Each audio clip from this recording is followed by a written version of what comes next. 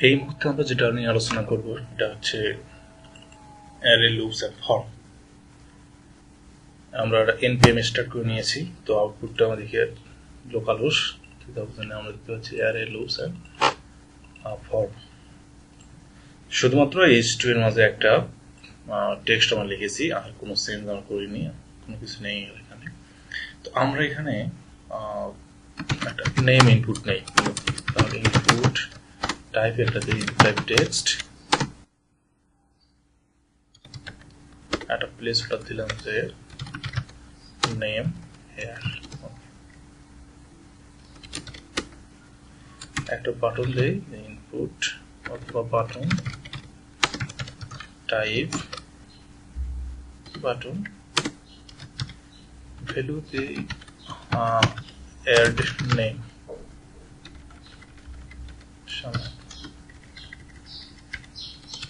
ওকে, আমরা আউটপুটে দিই যে নেম আছে,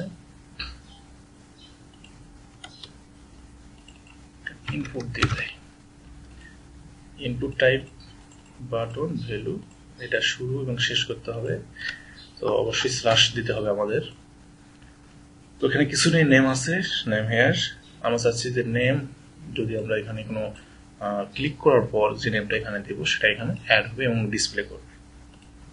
তো সেটার জন্য আমরা কি করবো, এখানে ইউজার নামের একটা অবজেক্ট ডিক্লেয়ার করবো, ইউজার এই মধ্যে আছে এমটি, বাই ডিফল্ট আমরা নাম দিয়ে দিলাম যে ডিফল্ট।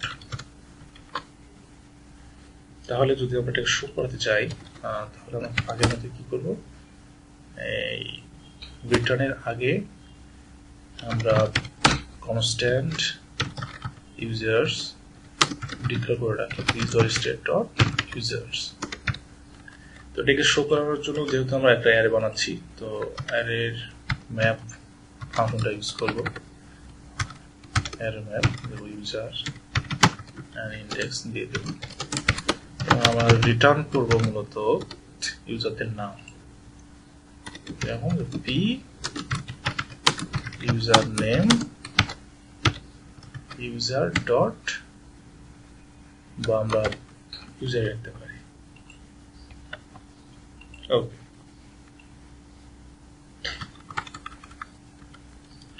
আউটপুটে দেখি আমরা by default map undefined users. আচ্ছা,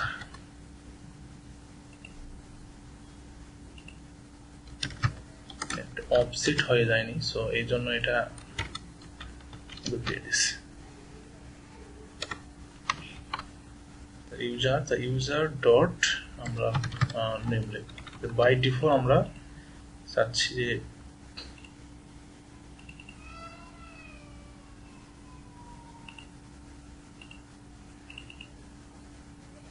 সরি এইটা তো হয়নি, ডিজিটাল স্টেট দিলেই হয়ে যাবে।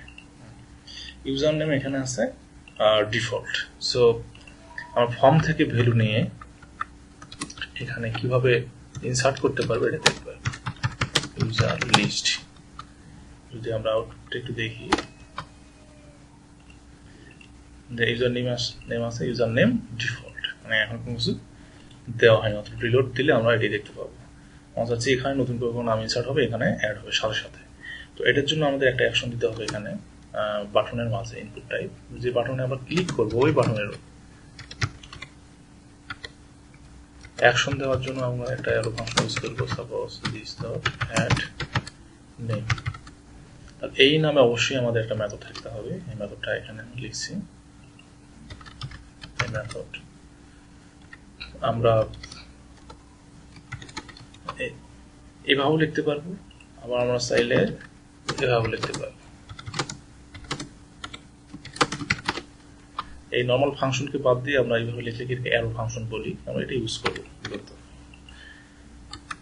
তো যে ভ্যালুটা আমরা এখানে নিচ্ছি সে কিভাবে বুঝবে যে এই ভ্যালুটাকে আমরা ধরতে চাচ্ছি, বলার জন্য আমরা রেফ ইউজ করতে পারি। রেফের মাঝে আমরা একটা ভ্যারিয়েবল দিচ্ছি ইনপুট সমান দিয়ে দেবো দিস ডট নেম। ওকে, আমরা দিস ডট নেম দিয়ে এই ফিল্ডের ভ্যালুটা দিতে পারবো। এখন যদি আমরা এখানে আসি কনস্ট্যান্ট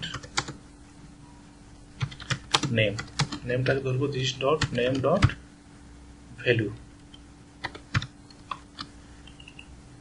একটা নেম আমরা পেয়ে গেলাম। এখন আমরা চাচ্ছি যে এই ইউজার যে অ্যারেটা আছে এর মাঝে নতুন করে একটা আইটেম ইনসার্ট করতে। তো এটার জন্য আমরা কি করব, পুশ মেথড আছে, এটা আমরা ইউজ করতে পারি। কনস্ট্যান্ট টাইপ দিলাম নিউ ইউজার, টার্গেটটা আমাদের নিতে হবে this dot state dot users. আচ্ছা, এখানে আমরা ভেরিয়েবল দিচ্ছি আর সেম নামটাই আমরা রাখছি ইউজার্স। তো ইউজার্স এর মাঝে আমরা এই নতুন আইটেমটা এই নেমটা পুশ করব, ইউজার ডট পুশ দিয়ে এই নেমটা আমরা এখানে দিয়ে দেব। তাহলে আগের যে আইটেম ছিল সেই আইটেমে নতুন একটা আইটেম ইনসার্ট হয়ে যাবে। আর আমরা এটাকে সেট করে দিই দিস ডট সেট স্টেট। এখন সেট স্টেট করে দিলে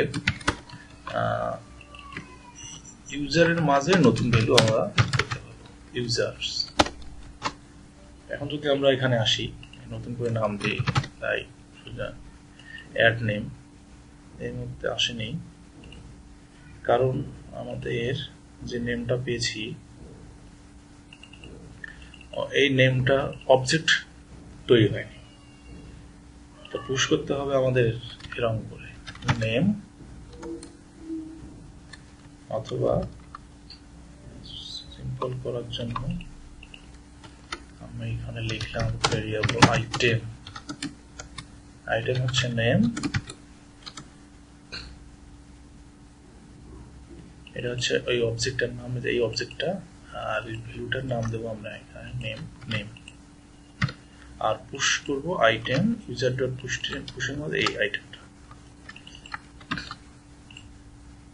আই হোপ এইভাবে হয়ে যাবে। যদি আমরা অ্যাড নেমে দেই ইউজার নেম, এখানে আমার ভ্যালু থেকে যাচ্ছে। নতুন করে কারণ আমরা নাম দেই অবসান ক্লিক দেবো, এখানে অ্যাড হয়ে যাচ্ছে। তো যতবারই আমরা এখানে ক্লিক করব ততবারই এই ভ্যালুটা সে পুশ করে দেবে। এবং পুশ করে দেওয়ার পর যদি আমরা ভ্যালুটাকে রিসেট করতে চাই this dot name dot value, আমরা ইনসার্ট হওয়ার পর নতুন এই যে ভ্যালুটা আছে ইনপুট বক্সে এটা ক্লিয়ার হয়ে যাবে। অ্যাড নেম দেব, এখানে নাম বসছে, এখানে ক্লিক হয়ে গেছে।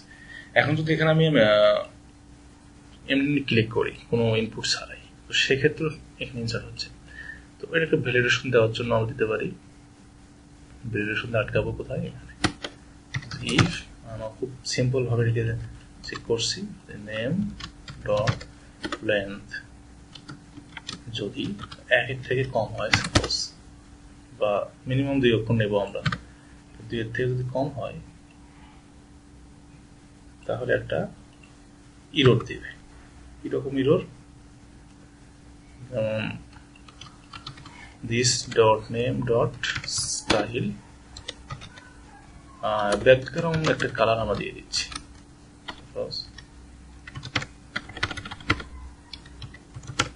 Light yellow. এস এর মাঝে আমরা দেবো এই ভ্যালুগুলা, এই অপশন। এখন আমরা দেখতে পাবো, আচ্ছা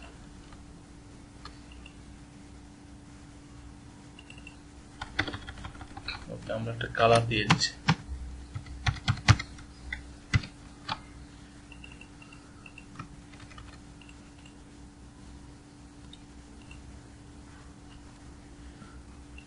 আচ্ছা, যদি আমি ক্লিক দিই তাহলে এখানে কিন্তু একটা রেড কালার দেখাচ্ছে। নতুন করে কোনো যে নাম আমরা এখানে দিয়ে দেই তাহলে এখানে ইউজার নেম যেটা দেবো সেটা এখানে প্রিন্ট করবে। কন্ডিশন এখানে অ্যাটলিস্ট 2 অক্ষর দিতে হবে।